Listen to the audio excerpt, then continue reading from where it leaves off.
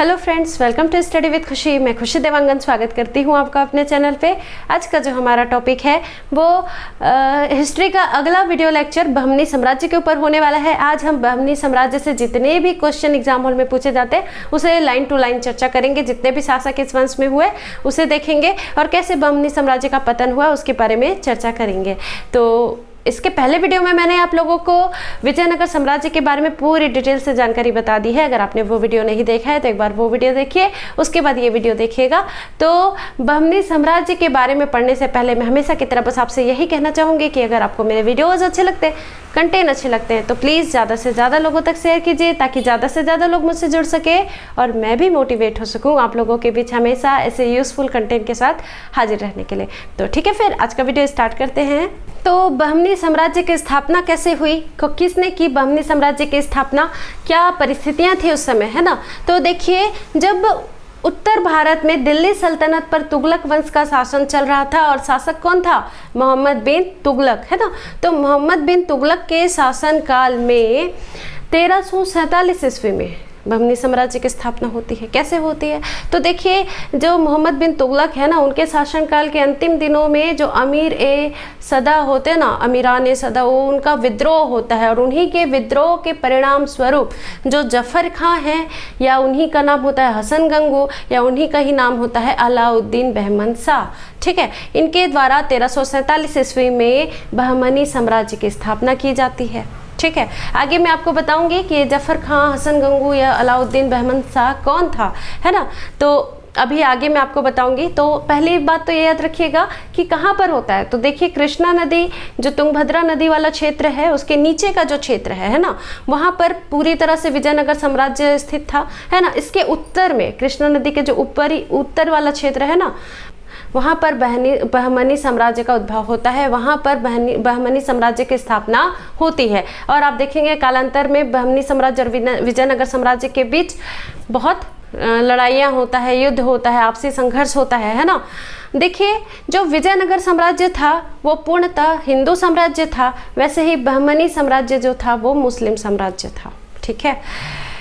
दक्षिण भारत में दो साम्राज्य स्थापित होते हैं, एक तो विजयनगर साम्राज्य जो कि हिंदू साम्राज्य था, जबकि जो बहमनी साम्राज्य है वो मुस्लिम साम्राज्य था। चलिए देखते हैं इस साम्राज्य में किन किन शासकों ने शासन किया। जो प्रमुख शासक हैं उनके बारे में एक बार नज़र डाल लेते हैं, जिससे एग्जाम हॉल में क्वेश्चन पूछे जा सकते हैं, ठीक है। तो चलिए सबसे पहले देखते हैं जफर खां के बारे में।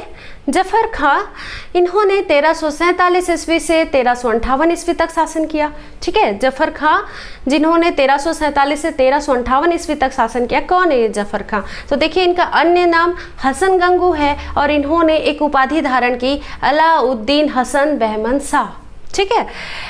जो जफर खां है जिसका अन्य नाम हसन गंगू है ना, उसने क्या किया, अलाउद्दीन हसन बहमन शाह की उपाधि धारण करके बहमनी साम्राज्य की स्थापना 1347 ईस्वी में की। इसलिए इस साम्राज्य को बहमनी साम्राज्य कहा जाता है, ठीक है। क्योंकि हसन गंगू ने क्या किया, जफर खान ने क्या किया, अलाउद्दीन हसन बहमन शाह की उपाधि धारण की और इस साम्राज्य की स्थापना की, इसलिए इस साम्राज्य को बहमनी वंश या बहमनी साम्राज्य कहा जाता है, ठीक है। तो इतना तो समझ में आ गया कि जो जफर खां है या फिर हसन गंगू है यही बहमन शाह है ना, अलाउद्दीन हसन बहमन शाह है, ठीक है। तो ये तीनों नाम से आपको पूछा जा सकता है कि बहमनी साम्राज्य की स्थापना किसने की। तो कहीं पे हसन गंगू के नाम से दिया हो सकता है, कहीं पे जफर खां दिया हो सकता है, कहीं पे अलाउद्दीन हसन बहमन शाह दिया हो सकता है। इसलिए आप तीनों नाम याद रखेंगे, कंफ्यूजन नहीं रखेंगे, ठीक है। अब देखिए, जो ये अलाउद्दीन बहमन शाह है, इन्होंने अपनी राजधानी किसे बनाई, गुलबर्गा को, ठीक है।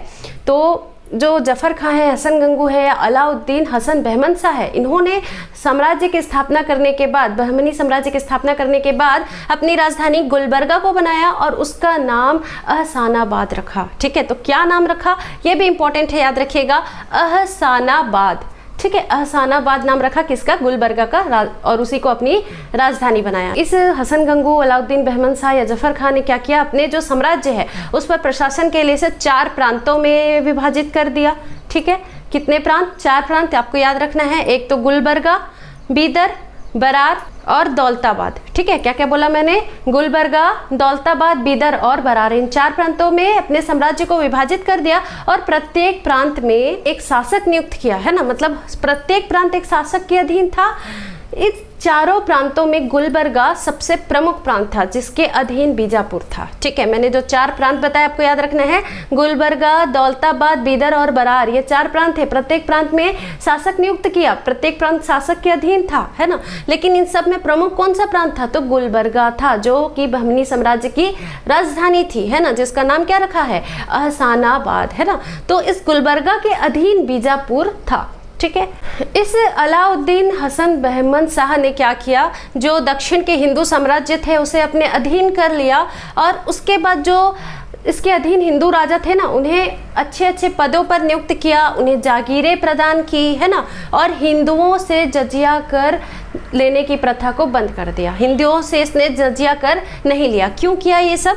तो देखिए, पहले से ही आपने देखा कि विजयनगर साम्राज्य जो हिंदू साम्राज्य है वो दक्षिण भारत में बहुत विस्तृत हो चुका था, है ना, और इसे अपने साम्राज्य की स्थापना करनी थी बहमन शाह को, है ना। तो ये और कोई विरोधी नहीं चाहता था, इसलिए जितने भी इसने हिंदू साम्राज्य को अपने अधीन किया था उन हिंदू राजाओं को अच्छे अच्छे पद पर नियुक्त किया, उन्हें जागीरें दी और उनसे जजिया कर नहीं लिया। हिंदू साम्राज्य से कोई जजिया कर नहीं लिया। हमने आगे पढ़ा था दिल्ली सल्तनत वाले में कि जजिया कर क्या होता था, तो गैर मुस्लिमों से लिया जाने वाला एक धार्मिक कर था, है ना। तो इसने क्या किया? हिंदुओं से कोई जजिया कर नहीं लिया। ठीक है, बहमन शाह ने अपने शासनकाल के अंतिम समय में, ठीक है, बहमन शाह ने अपने शासनकाल के अंतिम समय में दाबुल पर अधिकार किया। ये दाबुल कौन सा क्षेत्र था? तो ये पश्चिमी समुद्री तट का एक महत्वपूर्ण बंदरगाह था। ठीक है, तो इसने दाबुल पर अधिकार किया। और बहमन शाह से आपको एक चीज और याद रखनी है कि ये अपने आप को अर्ध पौरागणित, है ना, अर्ध पौरागणित ईरानी योद्धा बहमन शाह का वंशज मानता था। ठीक है, तो इतनी ही चीजें हैं जो आपको जफर का हसन गंगू या फिर अलाउद्दीन हसन बहमन शाह से याद रखना है, मोस्ट इंपॉर्टेंट है। एग्जाम हॉल में आपसे कुछ भी पूछे तो आपको जरूर बनाना है। ठीक है, चलिए अगले शासक की ओर देखते हैं। अगला शासक कौन था? तो देखिए अगला शासक कौन है? तो मोहम्मद शाह प्रथम। अगला शासक कौन है? मोहम्मद शाह प्रथम। इसने 1358 से 1375 ईस्वी तक शासन किया, है ना। और इसके शासनकाल को आप इस तरह से याद रख सकते हैं क्योंकि इसके शासनकाल में इसने कुशल संगठन का परिचय दिया था। इसके शासनकाल की मुख्य विशेषता ये थी कि इसने विजयनगर साम्राज्य और वारंगल दोनों के विरुद्ध युद्ध किया और उसमें जीत प्राप्त की। ठीक है, इसने इसी के समय ही युद्ध में पहली बार बारूद का प्रयोग किया गया। अगर आप मध्यकालीन भारत के इतिहास को देखेंगे तो देखिए बाबर ने भी तो किया था, लेकिन इस बारूद का उपयोग पहली बार, भले ही उच्च स्तर पर नहीं था, लेकिन पहली बार बारूद का प्रयोग किसने किया? तो इसी ने, मोहम्मद शाह प्रथम ने किया। विजयनगर साम्राज्य के विरुद्ध जब युद्ध कर रहा था तो इसने बारूद का प्रयोग पहली बार किया। ठीक है, तो मोहम्मद शाह प्रथम से आपको सिर्फ इतनी ही चीजें याद रखनी है। अब इसके बाद देखिए मोहम्मद शाह द्वितीय, है ना, इनका शासनकाल कब से था? तो 1378 से 1397 ईस्वी तक था। ये बहुत शांति प्रिय शासक था, है ना। इसके शासनकाल में इसने कोई युद्ध नहीं किया, विजयनगर साम्राज्य के विरुद्ध इसने कोई युद्ध नहीं किया। तो इससे आपको ज्यादा कुछ नहीं जानना है, बस एक शासक के नाम के रूप में इसका नाम याद रखिएगा। ठीक है, अगला शासक है ताजुद्दीन फिरोज शाह। ठीक है, इसने 1397 ईस्वी से 1422 ईस्वी तक शासन किया और इससे कुछ कुछ चीजें हैं जो आपको याद रखनी है। देखिए जो ताजुद्दीन फिरोज शाह है, इसने क्या किया? इसने एशियाई विदेशियों को या फिर अफाकियों को स्थायी रूप से बहमनी साम्राज्य में बसने के लिए आमंत्रित किया। ये बहुत विद्वान शासक था, है ना। तो इसने जिस भी कारण से किया, है ना, अपने साम्राज्य विस्तार के लिए किया, है ना, अपने साम्राज्य को सुदृढ़ करने के लिए किया। क्या किया? इसने एशियाई विदेशियों को और अफाकियों को आकर बहमनी साम्राज्य में बसने के लिए प्रेरित किया, स्थायी रूप से बसने के लिए उन्हें आमंत्रित किया, है ना। अब इसका परिणाम क्या हुआ? इसका परिणाम ये हुआ कि जो बहमनी साम्राज्य का अमीर वर्ग था वो दो गुटों में बट गया। एक तो अफ्रीकी वर्ग और दूसरा दक्कनी वर्ग, है ना। दो वर्गों में बट गया, एक दक्कनी वर्ग, दूसरा अफ्रीकी वर्ग। यही कालांतर में जाकर जो बहमनी साम्राज्य है ना उसके पतन का एक मुख्य कारण बनता है। ठीक है, तो जो ताजुद्दीन फिरोज शाह है इसने ही अफ्रीकियों को यहाँ पर आमंत्रित किया बसने के लिए, कहाँ? बहमनी साम्राज्य में। ठीक, इसने और क्या किया? तो देखिए जो अकबर है ना, जैसे अकबर ने फतेहपुर सिकरी की स्थापना की थी, वैसे ही इसने अकबर की भांति भीमा नदी के किनारे, भीमा नदी मोस्ट इंपॉर्टेंट है, नाम भी याद रखेंगे, भीमा नदी के किनारे फिरोजाबाद नगर की नींव डाली। ठीक है, तो फिरोजाबाद नगर की नींव किसने डाली? तो ताजुद्दीन फिरोज शाह ने डाली, है ना। और इसी ने अकबर के जो फतेहपुर सिकरी है ना, उसी के भांति भीमा नदी के किनारे, ठीक है, किस नदी के किनारे? तो भीमा नदी के किनारे फिरोजाबाद नगर की नींव डाली। इंपॉर्टेंट है, याद रखिएगा। और क्या याद रखना है आपको? ताजुद्दीन फिरोज शाह से। देखिए, गुलबर्गा से शासन करने वाले अंतिम सुल्तान होते हैं। इसके बाद जो है राजधानी बदल जाती है। क्यों? क्योंकि इसके शासनकाल में जो गुलबर्गा के संत होते हैं गेसुद राज, उससे इनका संघर्ष होता है। ठीक है, तो ताजुद्दीन फिरोज शाह का संघर्ष किससे होता है? तो जो गेसुद राज संत है ना, संत गेसुद राज जो गुलबर्गा के संत है, उससे इनका संघर्ष होता है, याद रखिएगा आप। इसी तरह ताजुद्दीन फिरोज शाह से आपको एक युद्ध भी याद रखना है। याद करिए, जब मैंने आपको विजयनगर साम्राज्य पढ़ाया था तो देवराय प्रथम के समय बताया था कि बहमनी साम्राज्य के शासक फिरोज शाह का उनके शासनकाल में आक्रमण हुआ था, है ना। तो यही वो फिरोज शाह है। ताजुद्दीन फिरोज शाह का आक्रमण विजयनगर साम्राज्य पर होता है। इस समय शासक कौन होता है? तो देवराय प्रथम, है ना। और दोनों के बीच जब युद्ध होता है तो उसमें विजयनगर साम्राज्य का जो शासक है देवराय प्रथम, वो पराजित हो जाता है और परिणाम स्वरूप वो अपनी पुत्री का विवाह फिरोज शाह से करता है और दहेज के रूप में जो विजयनगर साम्राज्य का क्षेत्र होता है बांकापुर, उसे दहेज के रूप में फिरोज शाह को दे देता है। ठीक है, तो आई होप आपको ये युद्ध मैंने बताया था थोड़ा याद आ रहा होगा, और आपने नहीं देखा तो एक बार विजयनगर साम्राज्य का भी वीडियो देखिए ताकि दोनों चीज़ें एक साथ चले और आपको समझ में आए चीज़ें, है ना। तो यही फिरोज शाह का आक्रमण विजयनगर साम्राज्य में होता है, देवराय प्रथम के विरुद्ध होता है और इसमें देवराय प्रथम की हार होती है। उस फलस्वरूप वो क्या करता है? अपनी पुत्री का विवाह इससे फिरोज शाह से करवा देता है और दहेज के रूप में जो क्षेत्र है कौन सा? बांकापुर, वो दहेज के रूप में दे देता है। ठीक है, इसे सोनार की पुत्री का युद्ध भी कहा जाता है। ठीक है, अगला शासक देखते हैं सिहाबुद्दीन अहमद प्रथम। ठीक है, सिहाबुद्दीन अहमद प्रथम, इसका शासनकाल 1422 से 1436 ईस्वी तक होता है। इसने क्या किया? तो इसने गुलबर्गा के स्थान पर बीदर को अपनी राजधानी बनाया। हमने गुलबर्गा की राजधानी से शासन करने वाले शासकों को देखा। अब देखिए, बीदर को राजधानी बनाने का श्रेय किसको जाता है? सिहाबुद्दीन अहमद प्रथम, है ना। सिहाबुद्दीन अहमद प्रथम ने ही गुलबर्गा के स्थान पर बीदर को अपनी राजधानी बनाया। और जिस प्रकार गुलबर्गा का नाम एहसानाबाद रखा गया, वैसे ही बीदर का नाम राजधानी बनाने के बाद मोहम्मदाबाद रखा गया। ठीक है, तो आपको याद रखना है गुलबर्गा का नाम क्या था? एहसानाबाद, जबकि बीदर का नाम क्या था? तो मोहम्मदाबाद। देखिए, इसका शासनकाल जो है न्याय के लिए बहुत प्रसिद्ध था, है ना। जो इसका शासनकाल है वो न्याय के लिए बहुत प्रसिद्ध था, इसलिए इसे अहमद शाह वाली या फिर संत अहमद भी कहा जाता है। ठीक है, ये इंपॉर्टेंट है, याद रखिएगा। अहमद शाह वाली या फिर संत अहमद किसे कहा जाता है? तो इसे ही सिहाबुद्दीन अहमद प्रथम को ही कहा जाता है। ठीक है, देखिए अगला शासक अलाउद्दीन अहमद द्वितीय। ठीक है, अगला शासक कौन था? तो अलाउद्दीन अहमद द्वितीय। इसका शासनकाल 1436 ईस्वी से 1458 ईस्वी तक था और ये अपने पिता अहमद प्रथम की भांति योग्य और कुशल संकल्प शक्ति वाला शासक नहीं था। इसके शासनकाल में जो अफाकी थे यानी ईरानी, है ना, उनका आगमन बहुत ज़्यादा बढ़ गया था और इसी के ही समय जो अफाकी है, जो ईरानी है महमूद गवाह, उसका उत्कर्ष होता है। ठीक है, अफाकी ईरानी जो है महमूद गवाह, उसका उत्कर्ष होता है और जो महमूद गवाह है उसे व्यापारियों के प्रमुख मालिक उत तुज्जार की उपाधि दी जाती है। ठीक है, मालिक उत तुज्जार की उपाधि किसे दी जाती है? तो महमूद गवाह को क्या होता है? व्यापारियों का प्रमुख होता है। ठीक है, तो आपको इस अहमद द्वितीय से इतनी ही चीज़ें याद रखनी है। ठीक है, चलिए अगला शासक देखते हैं, हुमायूं। तो अगला शासक हुमायूं होता है। ये अलाउद्दीन अहमद द्वितीय की मृत्यु के बाद गद्दी पर बैठता है। ये उसका ज्येष्ठ पुत्र होता है ना, और ये बहुत ही निर्दयी निष्ठुर शासक होता है। ठीक है, इसलिए इसे जालिम की उपाधि भी दी गई है। ठीक है, और दक्कन का नीरो भी कहा जाता है। तो मोस्ट इंपॉर्टेंट है, दक्कन का नीरो किसे कहा जाता है? तो हुमायूं को। ये मुगल काल वाला हुमायूं नहीं है ना, याद रखेंगे। ये बहमनी साम्राज्य का हुमायूं है जिसे दक्कन का नीरो भी कहा जाता है। ठीक है, दक्कन का नीरो किसे कहा जाता है? तो इस हुमायूं को कहा जाता है। इसने क्या किया? जो महमूद गवाह है ना, उसे अपना प्रधानमंत्री नियुक्त कर दिया। जो महमूद गवाह था, हमने देखा व्यापारियों के प्रमुख, है ना, तो इसे अपना प्रधानमंत्री नियुक्त कर दिया। इसी के ही शासनकाल में महमूद गवाह की शक्तियां और बढ़ी, है ना। देखिए, जो ये हुमायूं है, इसी के शासनकाल में ख्वाजा जहां की मृत्यु हो जाती है।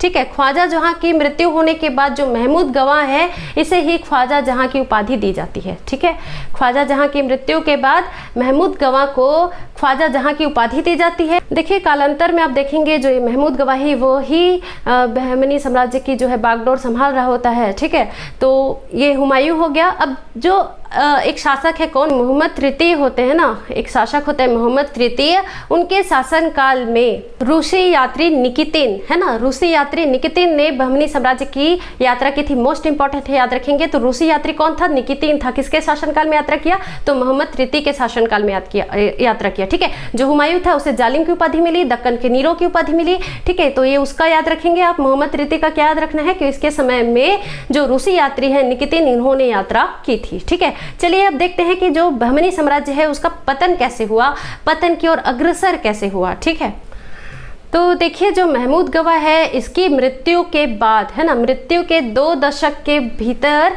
जो बहमनी साम्राज्य है उसका तीव्र गति से पतन प्रारंभ हो गया था। क्यों, क्योंकि इसके बाद के जो शासक थे है ना, वो इतने योग्य और कुशल नहीं थे। इसका जो अंतिम सुल्तान था है ना, बहमनी साम्राज्य का जो अंतिम सुल्तान था, नाम याद रखिएंगे, कलीमुल्ला शाह। ठीक है, कलीमुल्ला शाह 1527 ईस्वी में इसकी मृत्यु हो जाती है। उसके बाद बहमनी साम्राज्य का अंत हो जाता है। ठीक है, तो अंतिम शासक कौन है, कलीमुल्ला शाह। इसकी मृत्यु 1527 ईस्वी में हो जाती है।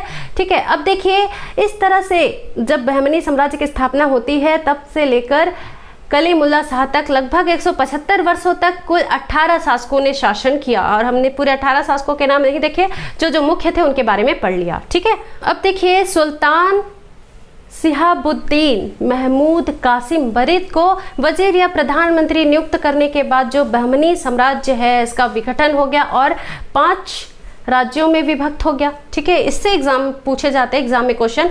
ये राज्यों के नाम और संस्थापक और वंश आपको याद रखने हैं। देखिए टेबल फॉर्म में आपको शो हो रहा होगा, एक बार मैं आपको बताते जाती हूँ। मोस्ट इंपॉर्टेंट है, याद करते रहिएगा, याद करते जाइएगा। पहले तो ये 5 राज्य कौन कौन से हैं, तो देखिए बरार, बीदर, गोलकुंडा, अहमदनगर और बीजापुर। ठीक है, बरार, बीदर, गोलकुंडा, अहमदनगर और बीजापुर मोस्ट इंपॉर्टेंट है, याद रखेंगे। तो देखिए सबसे पहले बरार, जो बरार है वो सबसे पहले बहमनी साम्राज्य से अलग होता है। कब, 1484 ईस्वी में। अगर एग्जाम में पूछा जाए कि बहमनी साम्राज्य से अलग होने वाला राज्य सबसे पहला राज्य कौन सा था, तो बरार था। कब अलग हुआ, तो 1484 ईस्वी में। इसका संस्थापक कौन था, तो इसका संस्थापक फतेह उल्लाह इमाद शाह था। नाम याद रखेंगे, फतेह उल्लाह इमाद शाह। ठीक है, इसीलिए इस वंश को इमाद शाही वंश कहा गया। ठीक है, संस्थापक के नाम से ही वंश का नामकरण हुआ है। ठीक है, तो बरार 1484 ईस्वी में फतेह उल्लाह इमाद शाह ने इसकी स्थापना की, इसलिए इस वंश को इमाद शाही वंश कहा गया। और बहमनी साम्राज्य से अलग होने वाला सबसे प्रथम राज्य तो बरार था, याद रखेंगे। ठीक है, अगला राज्य है बीजापुर। ये 1489 ईस्वी में बहमनी साम्राज्य से अलग होता है। ठीक है, कब होता है, 1489 ईस्वी में। तो इसका संस्थापक होता है वो होता है यूसुफ आदिल शाह। ठीक है, तो यूसुफ आदिल शाह ने 1489 ईस्वी में बहमनी साम्राज्य से अलग बीजापुर राज्य की स्थापना की। ठीक है, बीजापुर राज्य की स्थापना की, इसलिए इस वंश को आदिल शाही वंश कहा जाता है। ठीक है, बरार वाला इमाद शाही था, बीजापुर वाला आदिल शाही था, याद रखेंगे, संस्थापक के ही नाम से है। ठीक है, यूसुफ आदिल शाह ने बीजापुर राज्य की स्थापना की थी 1489 ईस्वी में। इसके बाद अहमदनगर की स्थापना होती है 1490 ईस्वी में और इसके संस्थापक होते हैं मलिक अहमद और इनका जो वंश होता है वो निजाम शाही वंश होता है। ठीक है, याद रखेंगे, निजाम शाही वंश कहाँ था, तो अहमदनगर में था। संस्थापक कौन था, तो मलिक अहमद। कब किया था, तो 1490 ईस्वी में। इसके बाद गोलकुंडा है ना, 1518 ईस्वी में अलग होता है। 1518 ईस्वी में गोलकुंडा राज्य की स्थापना होती है और इसका संस्थापक कौन होता है, तो कुली कुतुब शाह। मोस्ट इंपॉर्टेंट है, याद रखेंगे, कुली कुतुब शाह, और इसी के नाम पर ही कुतुब शाही वंश की स्थापना होती है। ठीक है, तो बस निजाम शाही वाला अलग है, मलिक अहमद वाला है ना, तो उसे तो आप याद रख ही सकते हैं। कुली कुतुब शाह ने इस वंश की स्थापना की थी, इसलिए इस वंश को कुतुब शाही वंश के नाम से भी जाना जाता है। कब हुआ था, तो 1518 ईस्वी में। कौन सा, तो गोलकुंडा। ठीक है, इंपॉर्टेंट है, याद रखेंगे। इसके बाद जो अगला और अंतिम है वो है बीदर, है ना। इसकी स्थापना कब होती है, तो 1526 ईस्वी में होती है और कौन करता है, तो अमीर अली बरीद। अमीर अली बरीद, इसलिए इस वंश को बरीद शाही वंश भी कहा जाता है। ठीक है, तो अंतिम जो राज्य था वो कौन सा था, तो बीदर था, जिसका संस्थापक कौन था, तो अमीर अली बरीद था, है ना। कब किया था, 1526 ईस्वी में, इसलिए इस वंश को बरीद शाही वंश भी कहा जाता था। तो इसे एक बार 2 बार आप सुनिएगा, इस टेबल फॉर्म को नोट कर लीजिएगा और इसका PDF तो आपको मेरे टेलीग्राम चैनल में मिल ही जाएगा, लेकिन आप खुद से कोशिश करिए ताकि आपको लंबे समय तक याद रहे। तो इस प्रकार से बहमनी साम्राज्य के विघटन से इन 5 मुस्लिम राज्यों का उदय होता है। ठीक है। कुछ इंपॉर्टेंट नोट करके रखिएगा। देखिए ये जो पांचों राज्य थे ये आपस में लड़ते तो थे, संघर्ष करते थे, लेकिन इनका मुख्य शत्रु विजयनगर साम्राज्य ही था। ठीक है, इन पांचों राज्यों में सबसे पहले स्वतंत्र होने वाला राज्य कौन सा था? तो बरार था, हमने देखा है ना। जो विजयनगर साम्राज्य है और बहमनी साम्राज्य है, इनके बीच के युद्ध का, इनके बीच के संघर्ष का मुख्य कारण रायचूर दोआब क्षेत्र था। रायचूर दोआब क्षेत्र किसे कहा जाता था? जो कृष्णा नदी और तुंगभद्रा नदी के बीच का जो क्षेत्र था ना, उसे रायचूर दोआब क्षेत्र कहा जाता था। दो मतलब दो है ना, आप मतलब नदी है ना, तो दो नदियों का जो क्षेत्र था, कौन सा? कृष्णा और तुंगभद्रा नदी के बीच का जो क्षेत्र था, रायचूर क्षेत्र कहलाता था, रायचूर दोआब क्षेत्र कहलाता था। इसी को लेकर ही इन दोनों के बीच हमेशा संघर्ष होता था, क्योंकि बहुत संपन्न क्षेत्र था। देखिए जो कुली कुतुब शाह है, मोहम्मद कुली कुतुब शाह, ये अकबर का समकालीन था और ये भी स्थापत्य कला में बहुत विशेष रुचि रखता था। इसने हैदराबाद में 4 मीनार का निर्माण करवाया। तो हैदराबाद में 4 मीनार का निर्माण किसने करवाया? तो कुली कुतुब शाह ने करवाया। मोस्ट इंपॉर्टेंट है, याद रखिएगा। ठीक है, कालांतर में 1574 ईस्वी में जो बरार है उसे अहमदनगर ने हड़प लिया। 1574 में बरार को अहमदनगर ने हड़प लिया। वैसे ही जो बीदर है उसे 1618-19 के आसपास है ना, 1618-1619 में बीजापुर ने हड़प लिया। ठीक है, तो बरार को अहमदनगर ने और बीदर को बीजापुर ने। बी से बीदर, बी से बीजापुर, याद रखना है भाई, कंफ्यूज नहीं होना है। ठीक है, फिर बाद में जो अहमदनगर है, जिसने बरार को हड़पा था ना, है ना, अब वो अहमदनगर बन गया। तो अहमदनगर को बाद में अकबर और शाहजहां ने अपने क्षेत्र में सम्मिलित कर लिया और बच क्या जाता है? तो बीजापुर और गोलकुंडा है ना। तो बीजापुर और गोलकुंडा को औरंगजेब ने अपने क्षेत्र में सम्मिलित कर लिया। ये शाहजहां, अकबर और औरंगजेब कौन है? तो मुगल शासक हैं, है ना। तो इस तरह आपके जो बहमनी साम्राज्य का वीडियो है ये समाप्त होता है। तो आज का हमारा वीडियो यहीं तक था। अगर आपको वीडियो अच्छा लगा तो प्लीज़ ज़्यादा से ज़्यादा लोगों तक शेयर कीजिए, ताकि मैं भी मोटिवेट हो सकूं आप लोगों के बीच हमेशा ऐसे यूजफुल कंटेंट के साथ हाजिर रहने के लिए। अगर आपको इसका PDF चाहिए तो आप मेरे टेलीग्राम चैनल स्टडी विद खुशी में ज्वाइन होकर भी इसे डाउनलोड कर सकते हैं। चैनल पर बने रहने के लिए thank you so much. Video को लास्ट तक देखने के लिए थैंक यू सो मच। अगर आप चैनल पर नए हैं तो जल्दी से चैनल को सब्सक्राइब कर लीजिए और बेल आइकन को प्रेस करना मत भूलिएगा, ताकि आपको मेरे वीडियो की नोटिफिकेशन आपको टाइम पर मिलते रहे। इसके साथ साथ में ही हिंदी की सीरीज चल रही है जो आपके सभी कॉम्पिटिटिव एग्जाम के लिए बहुत इंपॉर्टेंट है। तो ज़्यादा से ज़्यादा दोस्तों तक शेयर कीजिए ताकि सभी को इसका लाभ मिल सके। बिल्कुल फ्री एजुकेशन है। ठीक है, फिर मिलते हैं नेक्स्ट वीडियो में। Thank you so much.